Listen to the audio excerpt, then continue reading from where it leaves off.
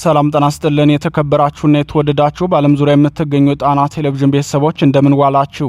አክብሮታዊ ሰላምታችን ከጣና ቴሌቪዥን ዜና ክፍል ይድረሳችሁ እያልን የግንቦት 14 ቀን 2018 ዓ.ም የጣና ቴሌቪዥን የሰዓቱን ዜናዎች ርዕሶቹን በማስቀደም እናስደምጣችኋለን። ሻምበል መሪዎቹን ጨምሮ 40 የብልጽግናው ሰራዊት በተመታበት ግንባር ፋኖ ያቀደውን ወታደራዊ ኦፕሬሽን ሲፈጽም ሸዋሮቢትና አንኮበር ለብልጽግናው ሰራዊት የሞት ባር ሆነውበታል። በቀዳሚነት የሚደመጥ ዜናችን ነው። ቄሱ ብልጽግና ከርተው ፋኖን ተቀላቅለዋል።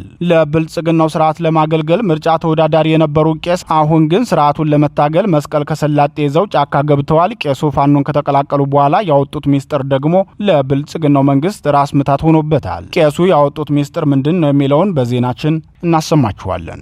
በራያ ቆቦ የሆነው ምንድን ነው በሚል ርዕስ ያሰናዳነው ዘገባችን ደግሞ የብልጽግናውን አዲስ ወታደራዊ ዘመቻን አስመልክቶ የተደራሽነት አድማሱን እናሳያለን። ይህ አዲስ ዘመቻ ለምን ከአብን መሪዎች ጋር ተገናኘ የሚለውን በዜናችን ተካቷል፣ ይደመጣል። ብልጽግና ክዶናል የሚሉት የአዲስ አበባ ነጋዴዎች ሁለት ቅድመ ሁኔታዎችን አስቀምጠዋል። ጥያቄያቸው ካልተመለሰ ምን ያደርጋሉ የሚለው ጥያቄ ለአስተዳደሩና ለ4 ኪሎ መንግስትም ፈተና ሆኗል።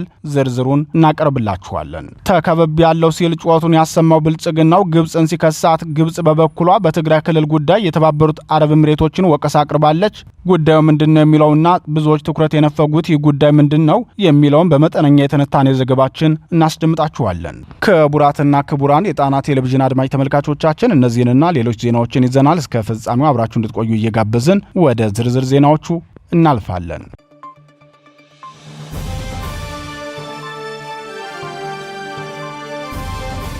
ሻምበል መሪዎቹን ጨምሮ 40 ሰራዊት ተመታ።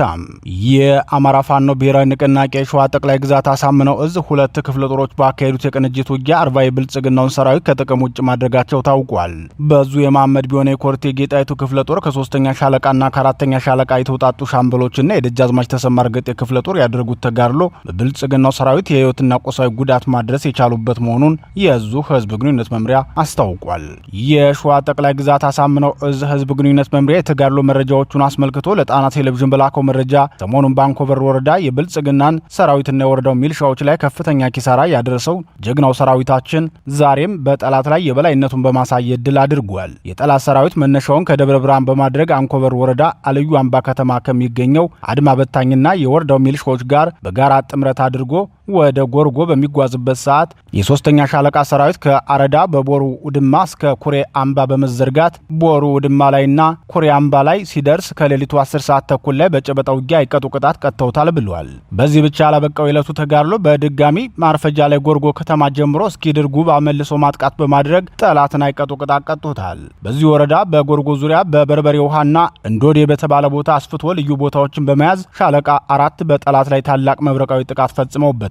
በአጠቃላይ በዛሬው ዕለት የተረጋገጠ ከ40 በላይ የጠላት ሰራዊት ከጥቅም ውጭ ተደርጓል ሲል የህዝብ ግንኙነት መምሪያው አስታውቋል። እንደ ህዝብ ግንኙነት መምሪያው የተጋድሎ መረጃ 2 የሻምበል መሪዎችን ጨምሮ 18 የብልጽግና ጥምር ጦር እርምጃ ሲወሰድበት 22 ደግሞ ቆስለኛ ሆነዋል። ደጃዝማች ተሰማ እርገጤ ክፍለ ጦር በበኩሉ በይፋት አውራጃ ሸዋሮቢት ከተማ ዙሪያ ታላቅ ተጋድሎ በማድረግ በሸዋሮቢት ከተማ ቀበሌ 6 የስርዓቱን ሰራዊት ከጠዋቱ 4 ሰዓት ጀምሮ በከፈቱበት ጥቃት ከፍተኛ ሰዋዊና ቁሳዊ ኪሳራ አድርሰውበታል። የብልጽግናው ሰራዊት በጎዜ ተራራ፣ እንቀሬ ጉባ፣ ፍየሎች ማጎሪያ፣ ገበሮች ተራራና በአቦ ጸበል በኩል በርካታ ኃይሉን አስጠግቶ የነበረ ቢሆንም የደጃዝማች ተሰማ እርገጤ ክፍለ ጦር አንዲት ግራር ሻለቃና አስማረዳኝ ሻለቃ ከአባት አርበኞች ጋር በመናበብ በጠላት ላይ የበላይነታቸውን አሳይተው ውጊያውን በድል ተወጥተውታል። በይፋቱ ውጊያ የአማራ ፋኖ ብሔራዊ ንቅናቄ ሸዋ ጠቅላይ ግዛት አሳምነው እዝ በብልጽግናው ሰራዊት ላይ የውጊያ የበላይነትን ከመውሰድን በተጨማሪ በርካታ ትጥቆችንም መረከብ እንደቻለ ከመሐመድ ቢሆነ ኮር ህዝብ ግንኙነት ክፍል የደረሰን መረጃ ያመላክታል።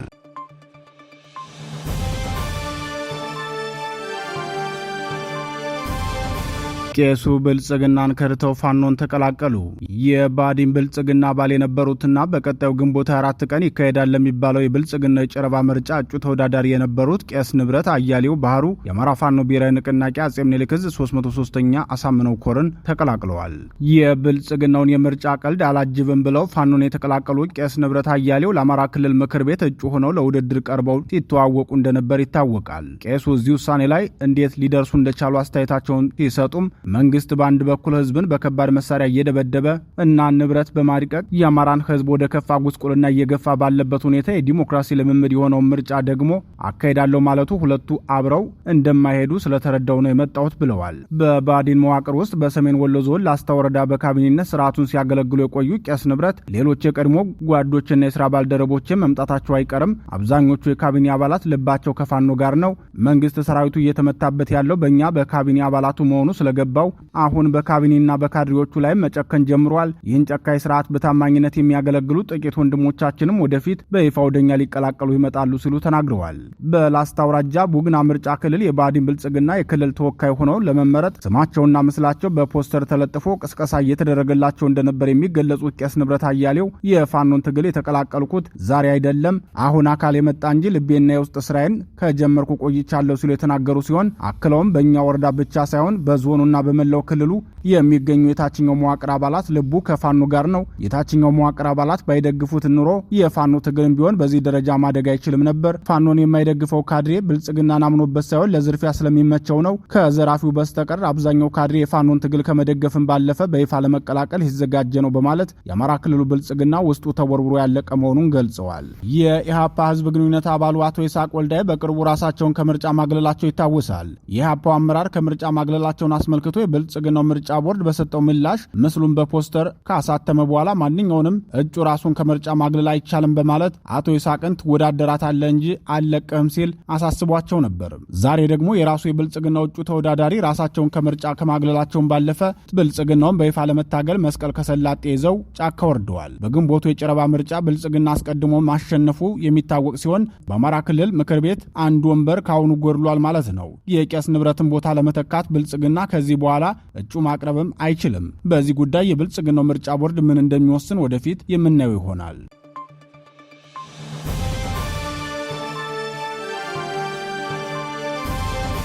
በቆቦ የሆነው ምንድን ነው? በሰሜን ወሎ ራያ ቆቦ እስከ ዋጃ ዛሬ ከጧት ጀምሮ በከባድ መሳሪያ የታገዘ ውጊያ ሲካሄድ መዋሉን የአካባቢው ነዋሪዎች ለጣና ቴሌቪዥን ገለጹ። እንደ ምንጮቻችን ገለጻ በከባድ መሳሪያ የታገዘው ውጊያ ከንጋቱ 11 ሰዓት ጀምሮ እስከ እኩለ ቀን ድረስ የዘለቀ ሲሆን ከቀትር በኋላም በአካባቢው የእግረኛ ሰራዊት እንቅስቃሴና ውጊያው መቀጠሉን አስታውቀዋል። በመድፍ የታገዘ የከባድ መሳሪያ ድብደባ እየፈጸመ የሚገኘው የብልጽግናው ሰራዊት የንጹሃን መኖሪያ መንደሮችን ጨምሮ በዘፈቀደ ቅንቡላ ሲያስወነጭፍባቸው ከዋለ በኋላ የዜና እየተጠናቀረ በነበረበት ሰዓት በርካታ ቁጥር ያለው እግረኛ ሰራዊቱን እያንቀሳቀሰ እንደነበር ነዋሪዎች እማኝነታቸውን ሰጥተዋል። በአካባቢው ሲካሄድ የቆየው ተደጋጋሚ የድሮን ቅኝት እስከ ዛሬ አመሻሽ ድረስም እየተደረገ መሆኑን የገለጹት የዓይን እማኞች የአየር ኃይል ጥቃቶች መፈጸማቸውን ለመናገር ግን እንዳልቻሉ ተናግረዋል። ይህ የሆነበት ምክንያት ደግሞ በአካባቢው ከፍተኛና ተደጋጋሚ የመድፍ ድብደባ ስለነበር የተፈጸመው የድሮን ድብደባዎችንና የደረሱ ጉዳቶችን በውል ለመለየት እንዳልቻሉ ገልጸዋል። ትናንት በነበረን የዜና ወጃችን ባቀረብነው ዘገባ ብልጽግናው ለምርጫ ስጋት ያላቸውን ቦታዎች በአየር ኃይልና በሜካናይዝድ ታግዞ ለመቆጣጠር ዘመቻ መጀመሩን ዘግበን እንደነበር ይታወሳል። በዘገባው ከተጠቀሱት ቦታዎች አንዱ ራያ ቆቦና አካባቢው ሲሆን ዛሬ ከጧት ጀምሮ የተፈጸመው የከባድ መሳሪያ ድብደባና በብዙ አቅጣጫ የተደረገው የእግረኛ እንቅስቃሴ ከአዲሱ ዘመቻ ጋር የተያያዘ ስለመሆኑ የጣና ቴሌቪዥን ወታደራዊ ምንጮች ገልጸዋል። ምንጮቻችን አክለውም ዛሬ ከጧት ጀምሮ የከባድ መሳሪያ ድብደባ ከተፈጸመ በኋላ በበርካታ አካባቢዎች ሰፍሮ የሚገኘው የብልጽግናው ሰራዊት እንቅስቃሴ ማድረጉን ገልጸዋል። ቆቦ ኢንቨስትመንት ተብሎ ከሚጠራው አካባቢ በሚገኘው የብልጽግናው ሰራዊት ካምፕ አካባቢ የሚነሳው የከባድ መሳሪያ ቅንቡላ ወደ አማያና አካባቢው በተደጋጋሚ ከተወነጨፈ በኋላ ከጮቢ በርና ሆርማት አካባቢዎች የተነሳ በርካታ የብልጽግናው እግረኛ ሰራዊት ወደ ስፍራው እያቀና እንደሚገኝ የጣና ቴሌቪዥን ምንጮች ገልጸዋል። ከቆቦ ወደ አለማጣ በሚወስደው ዋና መንገድም ከፍተኛ የእግረኛ ሰራዊት እንቅስቃሴዎች መኖራቸውንና መንገዶችም ለተሽከርካሪዎችና ለሲቪሊያን እንቅስቃሴ ተዘግተው እንደነበር የገለጹት ምንጮች እስከ ዋጃ ድረስ አዲስ ስምሪት መሰጠቱን ተናግረዋል። የብልጽግናው ሰራዊት በሌሎች ራያ ቆቦ ቀጠናዎችም መግባቱን የገለጹት ምንጮች በጥሙጋ፣ ሰሌን ውሃና ጉባጋላ በሚባሉ አካባቢዎች እግረኛና ሜካናይዝድ መንቀሳቀሱን እንዲሁም በአካባቢው የተኩስ ልውውጦች መኖራቸውን ገልጸዋል። ብልጽግናው ቆቦ ላይ ለሚያደርገው ምርጫ ጥበቃዎችን እያጠናከረ መሆኑን የገለጹት ምንጮች ሰራዊቱ በዋጃ፣ ጥሙጋና ሌሎች ቀጠናዎች እየገባ በመቆጣጠር ለቆቦ ጥበቃ እንዲያደርግ ስምሪት መውሰዱ ተረጋግጧል። በራያ ቆቦ ምርጫ ክልል ከ5 ዓመት በፊትም ህወሓት አካባቢውን ተቆጣጥሮ ስለነበረ ምርጫ ያልተካሄደ ሲሆን በዚህ ዓመትም የአብኑ ሊቀመንበርና የብልጽግናው ኢኖቬሽን ሚኒስተር በለጠ ሞላን ጨምሮ የብልጽግና እጩዎችም ለምርጫ ቀርበዋል። በቀጠናው ከበለጠ ሞላ በስተቀር ለፌዴራሉ ፓርላማ በእጩነት የቀረበ ተወዳዳሪ አለመኖሩም ታውቋል። ብልጽግናው በቀጣዩ ግንቦት 24 አካሂደዋለሁ ለሚለው ምርጫ በተቃዋሚ ስም የሚወዳደሩ አብን ተወካዮች በሚወዳደሩባቸው ከተሞች ጠንካራና የአዲስ ወታደራዊ ዘመቻ ከፍቷል። ከዛሬው የቆቦ ዘመቻ በተጨማሪም በነፋስ መውጫ፣ በስቴ፣ በሸዋ መሃል ሜዳና በደቡብ ወሎ ቀጠና የሚደረጉ ምርጫዎችን ከፋኖ ነጻ አድርጎ ለማካሄድ መሆኑን የደረሰን መረጃ ያመላክታል። የብልጽግናው ሰራዊት በከባድ መሳሪያና በሜካናይዝድ ታጅቦ ላካሄደው ውጊያ በአማያ አካባቢ የሚገኘው የአማራ ፋኖ ብሔራዊ ንቅናቄ አጼ ምኒልክ ዕዝ የተጠናከረ ምላሽ መስጠቱን የገለጹት ምንጮቻችን ጮቢ በር የሰፈረው የብልጽግናው ሰራዊት ሞርተሮችን ሲያስወነጭፍ በነበረበት ቅርብ ርቀት ላይ የህወሓት ታጣቂዎች ሰፍረው እንደሚገኙ የዓይን እማኞች አረጋግጠዋል።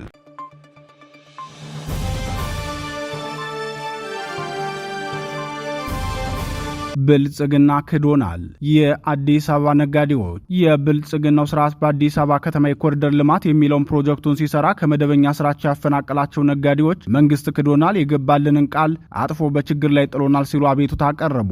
ስርዓቱ በአዲስ አበባ ከተማ የገነባውን የኮሪደር ልማትና መልሶ ግንባታ ዋና ዓላማ ሲገልጽ ከተማዋን ማዘመንና የነዋሪዎቿን ህይወት ማሻሻል ነው ብሎ ቢገልጽም የነዋሪዎቹን ህይወት ከማሻሻል ይልቅ የበለጠ እያመሰቃቀለው መሆኑን ነዋሪዎቹ በቅሬታ ደብዳቤያቸው ላይ ገልጸዋል። ነጋዴዎቹ ለከንቲባ አዳነች አቤቤ የጻፉት ደብዳቤ ላይ መንግስት የኮሪደር ልማቱን ዓላማ ከገለጸበትና ለኛም ከገባልን ቃል በተቃራኒ መንገድ እየሄደ ነው። የኮሪደር ልማቱ ግንባታ በተግባር ላይ እየታየ ያለው በቅንነትና በታማኝነት በመስራት ላይ የነበሩ በርካታ ዜጎችን ህልውና አደጋ ላይ እየጣለ ነው ብለዋል። ነጋዴዎቹ በቅሬታ ደብዳቤያቸው እኛ ቀደም ሲል በፒያሳ ዙሪያ ሱቆቻችንን የፈረሱብንና መተዳደሪያችንን ያጣን ነጋዴዎች ነን። በወቅቱ ለተጎጂዎች ቅድሚያ ይሰጣል በሚለው መርህ መሰረት በአጼ ምኒልክ ሐውልት ፊት ለፊት በሚገኘው የቀድሞው ህብስት መና ዳቦ ቤት ህንፃ የግራውንድ ሱቆች ላይ እንደምንገባ ተስፋ አድርገን ነበር። አስፈላጊውን መታወቂያና ሰነድ ይዘን በሂደት ላይ ነበር።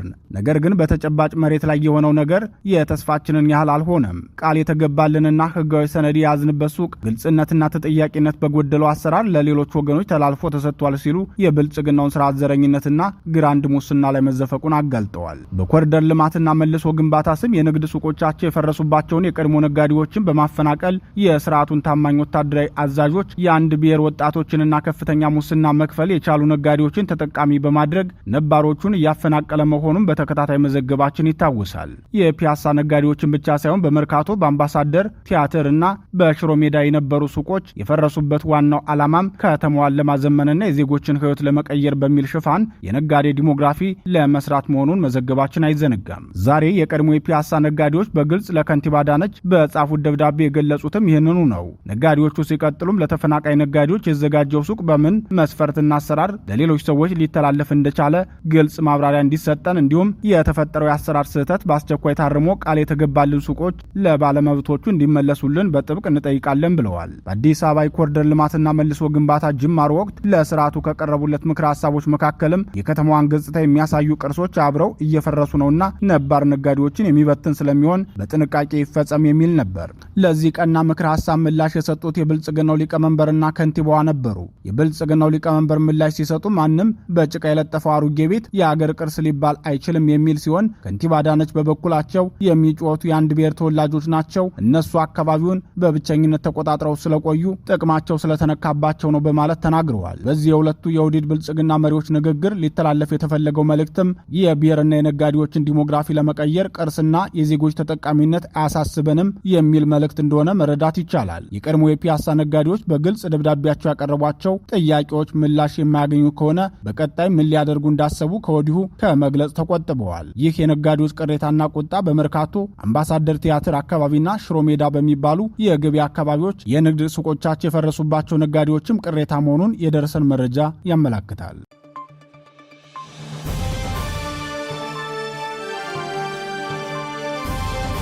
ተከበብ ያለው ብልጽግና በአገር ውስጥ የጦርነት አባት የሆነውና በቀጠናውም ጦርነትን ለማስፋፋት የተነሳው የብልጽግናው ስርዓት ከበባ ተደርጎብኛል ሲል ክስ አቀረበ። ብልጽግናው ከበባ አድርጋብኛለች ብሎ የከሰሰው ግብፅን ሲሆን ግብፅ በበኩሏ የብልጽግና መንግስት ከተባበሩት አረብ ኤሚሬቶች መንግስት የሚያፍሰው የጦር መሳሪያና የገንዘብ ድጋፍ ምቾት እንዳልሰጣት ተናግራለች። ኤርትራ በበኩሏ ከሌላው አደገኛ ሀገር ጋር አዲስ ግንኙነት ጀምራለች። ፖለቲካዊ ውጥረት የማያጣውና የጦር መሳሪያ ድምጽ የማይለየው የአፍሪካ ቀንድ ከብልጽግናው ሊቀመንበር ወደ ስልጣን መምጣት በኋላ ደግሞ ቀጠናው የበለጠ ተተራማሽ ሆኗል። የህወሓት ኢህአዴጉን የኤርትራን መንግስት በቀጠናው የተገለለ እንዲሆን ማድረግ የሚለውን የውጭ ጉዳይ ፖሊሲ ለጎረቤት አገራት ቅድሚያ የሚሰጥ የውጭ ጉዳይ ፖሊሲን ተግባራዊ አደርጋለሁ ብሎ የቀየረው የብልጽግናው መንግስት በዚህ ሰዓት ለቀጠናው አገራት ቋሚና ቀዳሚ የስጋት ምንጭ ከሆነ ሰነባብቷል። ሆኖም የብልጽግናው መንግስት ግብጽ $100 ሚሊዮን መድባ ወታደራዊና ዲፕሎማሲያዊ ከባ እያደረገችብኝ ነው ሲል ይከሳታል። የብልጽግናው ሊቀመንበር ስልጣን በያዙ የመጀመሪያዎቹ ወራት ወደ ካይሮ አቅንተው ከአልሲሲ ጋር በነበራቸው ውይይት ወላሂ አልጎዳችሁም፣ የአባይ ወንዝ ፍሰቱን አይቀንስባችሁም ብለው ቢናገሩም የማይተማመን ባልንጀራ በየወንዙ ይማማላል የሚለውን የሀበሻ ቢል የወሰደው የግብጽ መንግስት አላህን አምናለሁ ግመሌንም አስራለሁ ብሎ በኢትዮጵያ ዙሪያ የጦር ድንኳን መትከል ከጀመረ ቆይቷል። ግብጽ ባለፉት 7 ዓመታት የኢትዮጵያ ጎረቤት በሆኑ ደቡብ ሱዳን፣ ኤርትራ፣ ሶማሊያ እና ጅቡቲ ላይ መግባቷ ይታወሳል። ከሱዳን ጋር የናይል ጠባቂ ጦር የሚል የአየር ኃይል ልምምድ እስከ ማድረግም ደርሳ ነበር። በአሁኑ የሱዳን የእርስ በርስ ጦርነትም የወታደራዊ ጁንታው ደጋፊ ሆና ቀርባለች። በአስመራም በተመሳሳይ ከኢሳያስ አፈወርቂ መንግስት ጋር ወታደራዊና ኢኮኖሚያዊ ትብብሮችን ስታደርግ ቆይታለች። ሐሰን ሼክ መሐመድ ሳይታሰብ ውሉን አፈረሱት እንጂ ኤርትራንና ሶማሊያን የሚያስተባብር ቀጠናዊ ወታደራዊ ጥምረት እንዲፈጥሩም አመቻቹን አቀርባ ነበር። የኢትዮጵያ ጎረቤት ሀገራት ከብልጽግናው መንግስት የሚነሳባቸውን የወረራና የጥቃት ስጋት ለመከላከል ሲሉ የግብጽን ጥያቄ ሊቀበሉ እንደቻሉ ይታመናል። በተለይም የሱዳን ወታደራዊ ጁንታና የአስመራው መንግስት ከብልጽግናው ስርዓት ቀጥተኛ ትንኮሳና ጥቃት ስለተከፈተባቸው የግብጽን ጥያቄ ባይቀበሉ ነበር የሚገርመው።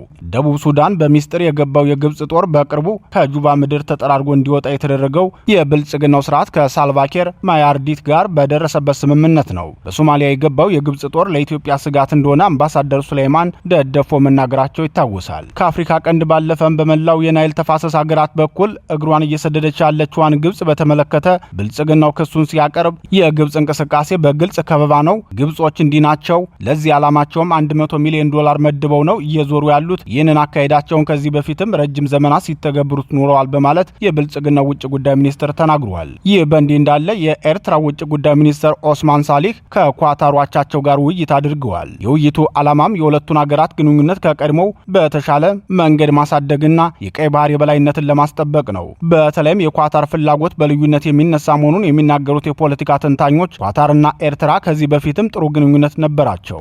የቀይ ባህር ተጠቃሚነትን ለማስጠበቅና ባህሩን የአረብ ባህር የማድረግ እንቅስቃሴው አካል ሊሆን ይችላል። ኤርትራም ግንኙነቱን የምትፈልገው የዲፕሎማሲያዊ አቅሟን እንዲያሳድግላትና ለዓመታት ዝግ ሆኖ የቆየውን የውጭ ግንኙነቷን ለማስፋት ይረዳታል ብለዋል። ይህ መሆኑ ደግሞ የቀጠናው የኃይል አስተላለፍ ሌላ መልክ እንዲላበስ እንደሚያደርገው የሚናገሩት የፖለቲካ ተንታኞች የሀውቲ አማጺ ቡድንና የሱዳኑ ሙስሊም ብራዘርሁድ በኳታር ወደ ቀይ ባህር መጠጋት ሁለንተናዊ አቅማቸውን እንደሚያሳድግላቸው ተንታኞች ይገልጻሉ። በኤርትራ በኩል የተጀመረው ይህ የኃይል አስተላለፍ ሚዛን አስመላሽ ግንኙነት እንደጠበቀ ሆኖ በግብጽ ተከብብ ያለው የሚለው ብልጽግናም ለግብጽ ሌላ ፈተና ሆኖ እንደተደቀነባት የግብጽ ሚዲያዎች ዘግበዋል። የሶማሌላንድ ሀገርነት እውቅና እያገኘ መምጣቱን ተከትሎ አረብ ሊግ ከባድ ፈተና ተደቅኖበታል። ሶማሌላንድን እንደ አገርነት መቀበል ህገወጥ ነው ሲል የከረመው የአረብ ሊግ በቅርቡ የሶማሌላንድ ኤምባሲ በእስራኤል ሲከፈት ጽህፈት ቤቱን ኢየሩሳሌም እንደሚያደርግ ይፋ ሲያደርግ የአረብ ሊግ ተቃውሞ ይዘቱን ቀየረም። ከአገርነት እውቅና መከልከል ወደ ኤምባሲ ጽህፈት ቤት መክፈቻ ቢሮ ዝቅ አድርጎት ቀረበ። የሶማሌላንድ ጉዳይ ከእጁ እንደወጣ የተረዳው የአረብ ሊግ የመጨረሻው መጫወቻ ካርዱ የትግራይ ክልል ሆናለች። በግብጽ አጀንዳ አቅራቢነት የአረብ ሊግ በትግራይ ክልል ጉዳይ ሲወያይ ትግራይ የአገርነት እውቅና እንድታገኝና ለዚህ ደግሞ ወታደራዊ ድጋፍ ማድረግ ቀዳሚ ግዴታቸው እንደሆነ ምክክር አድርጎ ነበር። በዚህ የአረብ ሊግ ምክክር ያልተስማማቸው የተባበሩት አረብ ኤሚሬትስ ስትሆን ይቺ ሀገር ደግሞ መሪዎቿ ከብልጽግናው ሊቀመንበር ጋር ባላቸው ስምምነት መሰረት ወታደራዊ ድጋፍ እያደረገች መሆኗ ለካይሮ ሰዎች ምቾት አልሰጣቸውም። በዚህ ጉዳይም በግልጽ ወጥተው የተባበሩት አረብ ኤሚሬትስ ከኢትዮጵያ መንግስት ጋር የምታደርገው ግንኙነት አሳስቦኛል ብለዋል።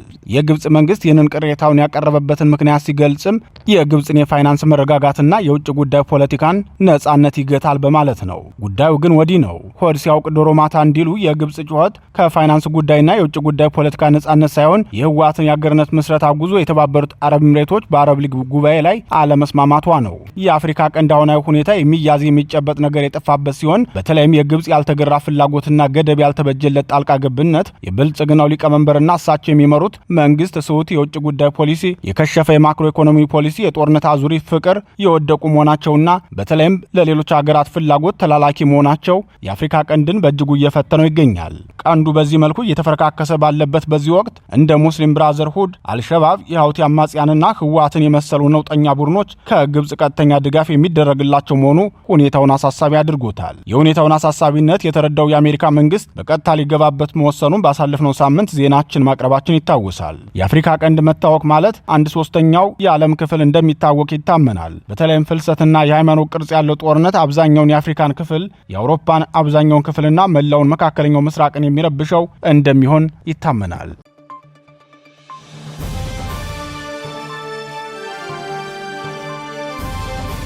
የተወደዳችሁና የተከበራችሁ የጣና ቴሌቪዥን አድማጭ ተመልካቾቻችን የሰዓቱ ዜናችን የተከታተላችሁትን ይመስል ነበር። በምሽቱ የጣና ዜና ወጃችን እስከምንገናኝ በዚሁ ተሰናበትን። ጤና ይስጥልን።